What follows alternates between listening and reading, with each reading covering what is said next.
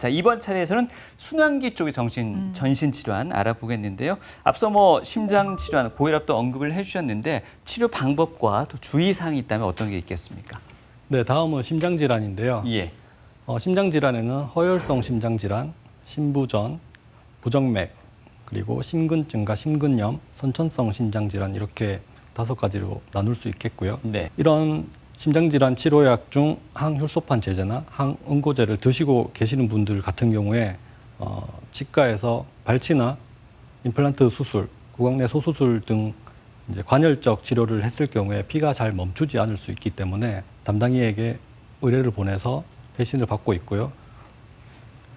일단 약제의 투약 가능성 중단 여부를 먼저 문의하고 약을 중단했을 때 나타날 수 있는 위험이 치과 치료를 안 했을 때의 위험보다 크다면 치과 치료를 연기할 수도 있습니다. 그렇죠. 네. 그리고 최근 예방적으로 고혈압을 가지고 계신 분들의 경우 아스피린을 많이 복용하고 계시는데요. 아스피린의 경우 예전에는 한 5일에서 7일 정도 아스피린을 끊고 발치나 임플란트 수술을 시행을 했는데 요즘은 중단하지 않고도 간단한 수술을 시행해도 된다고 권고하고 있긴 하지만 아무래도 아스피린을 드시고 계시는 분들은 출혈 경향이 조금 심한 편이고요. 네. 여기에 대해서 환자분들에게 적절하게 설명을 하고 완전히 지혈이 된 다음에 기가를 시키는 편입니다. 네. 네.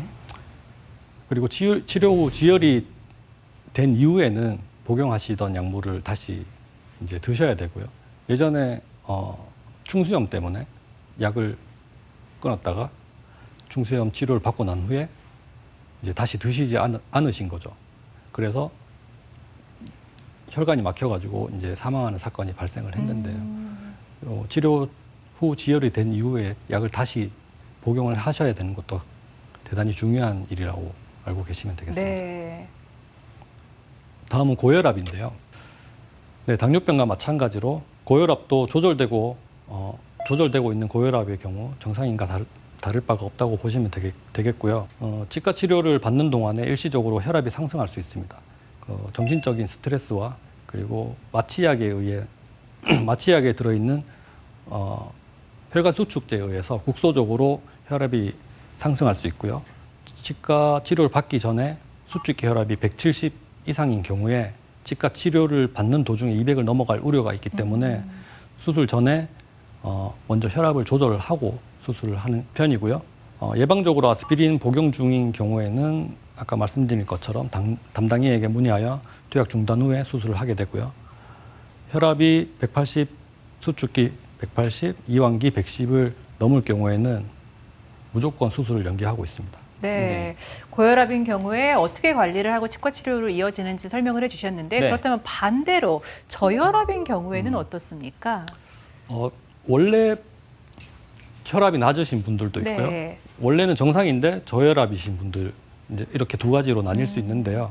원래 저혈압이신 분들은 이제 그게 자기의 정상적인 혈압이기 때문에 크게 상관이 없다고 보시면 되겠는데 원래는 혈압이 정상이었는데 어떤 다른 원인에 의해서 저혈압 상태가 되신 분들은 이 고혈압보다 저혈압이 더 실신이나 이런 걸 야기할 수 있기 때문에 혈압을 정상 상태로 만들고 치과 치료를 하는 것이 좋겠다고 보시면 되겠습니다. 네. 복용 중인 약은 중단시키고 나서 한 2, 3일 후에 성분이 완전히 빠진 다음에 치료를 시작한 이런 기간이 있을 거 아닙니까? 약 복용 중단 기간은 예. 약의 종류에 따라 달라지고요.